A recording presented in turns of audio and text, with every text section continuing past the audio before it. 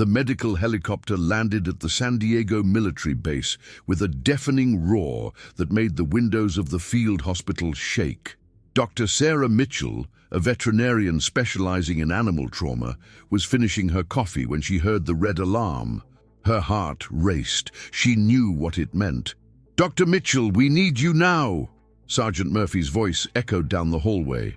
"We have a wounded canine from Afghanistan. Critical situation." Sarah dropped her mug in the sink and ran toward the landing area.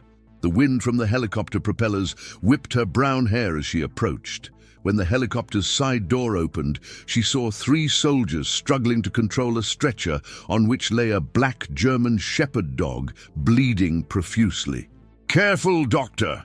shouted one of the soldiers, his face marked with fresh scratches. "That animal is completely out of control. It's already bitten 4 people since we caught it." Sarah observed the animal. Its golden eyes were wild, filled with pain and terror. Its right hind leg was mangled, probably by shrapnel from a grenade. There was blood all over its body, but she couldn't determine where it was all coming from. "What's his name?" Sarah asked, keeping a safe distance. "His code name is Phantom. He belongs to SEAL Team 7. His handler was killed in the same explosion that injured him." Sergeant Murphy's voice was filled with sadness. Lieutenant Marcus was like a father to that dog. Sarah felt a pang in her chest. She knew that kind of bond well. These animals weren't just working dogs. They were team members, brothers in arms who saved lives every day. "We need to sedate him immediately, or he'll die of shock and blood loss," Sarah said, calculating quickly. "Bring the reinforced restraint cage." 2 veterinary nurses rushed to fetch the equipment. Meanwhile, Phantom continued growling, his white teeth stained red. Every time someone approached, he tried to bite, even if it meant increasing his own pain. "We've already tried to sedate him 3 times in the field," explained one of the soldiers, a young man with a Texas accent. "He ripped the syringe out with his mouth before we could inject anything. This is the best trained dog I've ever seen, even mortally wounded. He's still in protective mode." Sarah observed the animal more closely. There was something there beyond physical pain. Phantom was terrified, but also determined. He trusted no one. How could he? The only human he trusted was dead. The restraint cage arrived, a reinforced metal structure with movable walls that could gently compress the animal to allow for safe sedation. It was a last resort, used only in extreme cases. "Wait!" Sarah raised her hand. Something was bothering her. "Tell me more about Lieutenant Marcus. How did he work with Phantom?" Sergeant Murphy frowned. "What does that matter now, Doctor? The dog is dying. Just trust me, please." The Texas soldier stepped forward. "Marcus was different. He didn't treat Phantom like an ordinary military dog. He had his own language with the animal, commands that only the team knew. It was almost like a secret code." Sarah felt a shiver run down her spine. "A secret code?" "Yes, Mom. Marcus said that when they were in enemy territory, they needed commands that the enemy couldn't replicate, even if they heard them. So he created a series of code words that only made sense to the team and to Phantom." "Do you recognize any of these codes?" Sarah asked, her mind racing. The soldier hesitated. "I shouldn't share classified operational information." "Soldier," Sarah looked directly into his eyes, "I won't reveal anything to anyone. But if we don't try another approach, I'll have to use brute force on this animal. And that could kill him. He's already at his limit. The stress of being restrained by force could cause his heart to stop." Sergeant Murphy nodded. "Tell her, Jenkins. My orders. Lieutenant Marcus would give his life for that dog. Let's do the same for him." Jenkins approached Sarah and whispered in her ear, "The code for safe is Sierra Hotel. For friend, it's Foxtrot Alpha.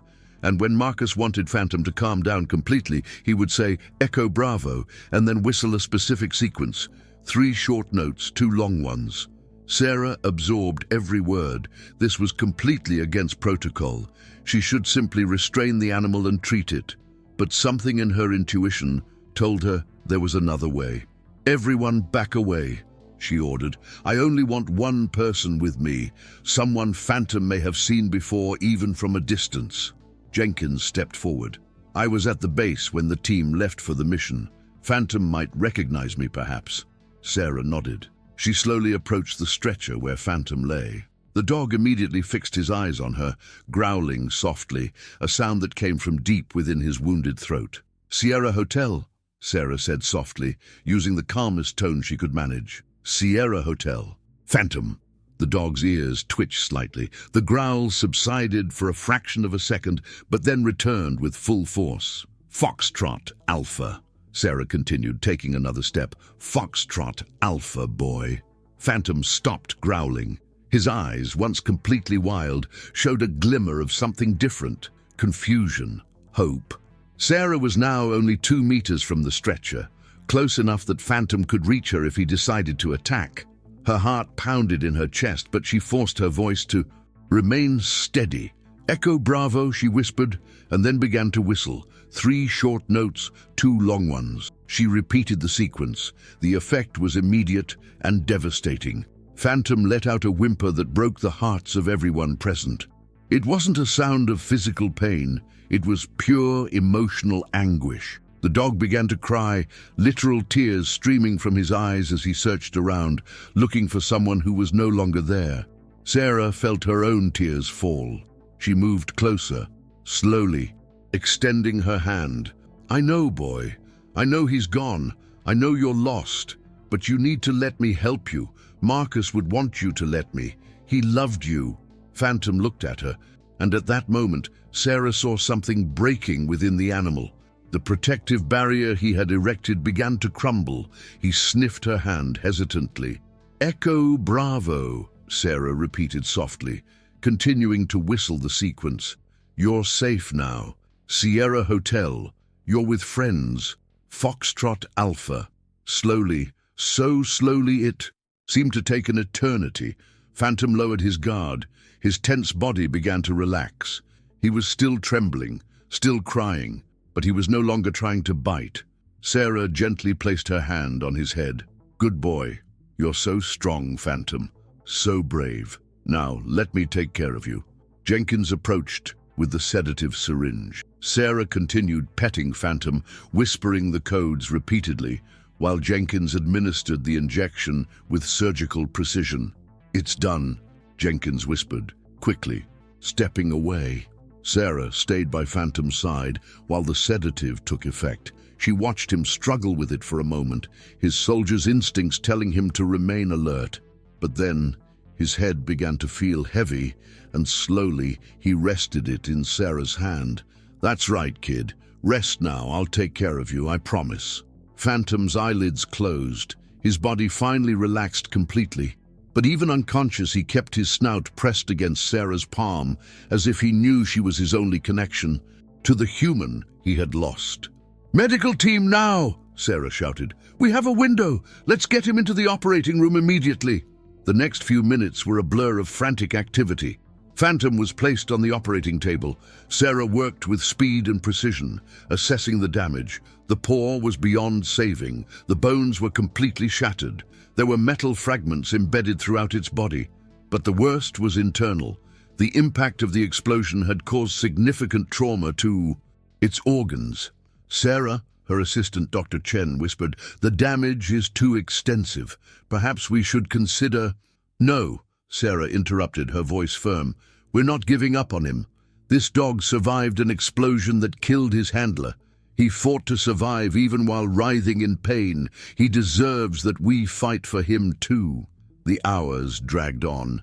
Sarah worked tirelessly, removing shrapnel, repairing damaged organs, amputating the shattered paw. Each stitch was a prayer. Each incision was a silent plea for this warrior to survive. Finally, after almost 6 hours, Sarah made the last stitch. She was exhausted. Her hands trembled, but Phantom was stable. Against all odds, his heart continued to beat strongly. "We're going to move him to recovery," Sarah instructed. "I want constant monitoring. The next 24 hours are critical." She stayed by Phantom's side all night, She slept in a chair next to his recovery cage, waking every hour to check his vital signs. Each time she woke, she whispered the codes, hoping that somehow, even unconscious, he could hear her and know he was safe. The next morning, as the first rays of sunlight streamed through the recovery room window, Sarah felt something touch her hand. She opened her eyes and saw Phantom awake, looking at her. His eyes still showed pain, but there was something more there now. Gratitude. "Hey, kid," Sarah whispered, tears streaming down her face. "You did it. You're a fighter." Phantom tried to lift his head, but he was still too weak. Sarah gently stroked him, continuing to whisper the codes that had created that bridge between them. The following days were an emotional roller coaster. Phantom had a severe infection that nearly killed him.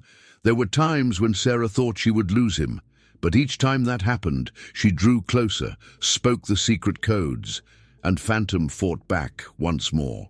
A week after the surgery, Sarah entered the recovery room and found Phantom standing for the first time, balancing on 3 legs. When he saw her, his tail wagged slightly. "Look at you," Sarah smiled, kneeling beside him, a true warrior. But Sarah knew that physical recovery was only part of the battle. Phantom was traumatized. He had constant nightmares, waking up barking and crying. He refused to eat unless Sarah was present, and anyone who wasn't her or Jenkins made him panic. Sarah began spending more time with him, not just as his veterinarian, but as his constant companion. She brought a bed to the recovery room and slept there every night. She ate her meals sitting on the floor beside him. Slowly, Phantom began to trust again. 2 weeks after the surgery, Captain Anderson, the officer in charge of the K9 program, visited Sarah in her office. "Dr. Mitchell, I need to talk to you about Phantom," he began, his expression serious. "He did a remarkable job saving him, but we need to discuss his future." Sarah felt her stomach clench. "What do you mean? Phantom can no longer serve as a military combat dog. With 3 legs and the psychological trauma he suffered, he is permanently retired. The standard protocol is, well, to find a civilian home for him, or, if that's not possible due to behavioral issues—" "I'm going to adopt him," Sarah interrupted immediately. Captain Anderson blinked in surprise. "You?" "Yes, me. Phantom and I have a connection. He trusts me, and I promised Lieutenant Marcus, even though he can no longer hear me, that I would take care of his partner." "Dr. Mitchell, do you understand that you're talking about a highly trained and severely traumatized military dog? He may never be a normal pet." "I don't want a normal animal," Sarah said firmly. "I want Phantom. He deserves a home where he is understood and loved, where someone understands what he's been through and what he's lost." The captain sighed, but Sarah saw a slight smile on his face. "You know, you'll have to undergo extensive behavioral assessment, right? And you'll have to continue your trauma treatment? Whatever is necessary." A month later, Sarah signed the adoption papers. Phantom, the wounded warrior who had bitten everyone who tried to help him, officially went home with the woman who had spoken the secret language of his broken heart. The transition wasn't easy. Sarah's house in San Diego had to be adapted to Phantom's needs. He had nightmares every night, waking up barking at unseen threats. Loud noises sent him packing under the bed, and there were times when Sarah wondered if she was doing the right thing. But then there were the other moments, when Phantom rested his head in her lap while she watched TV, when he followed her around the house, his custom-made prosthetic tail making a rhythmic sound on the wooden floor, when she came home from work and saw his tail wagging with pure joy.